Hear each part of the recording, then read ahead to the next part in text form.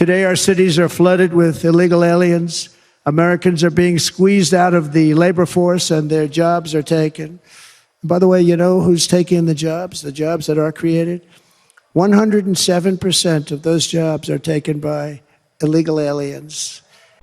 ఈ illegal immigrants వల్ల local Americans are black American people jobs కోల్పోతున్నారు అని చాలా క్లియర్గా ఈ వీడియోలో ట్రంప్ చెప్పారు.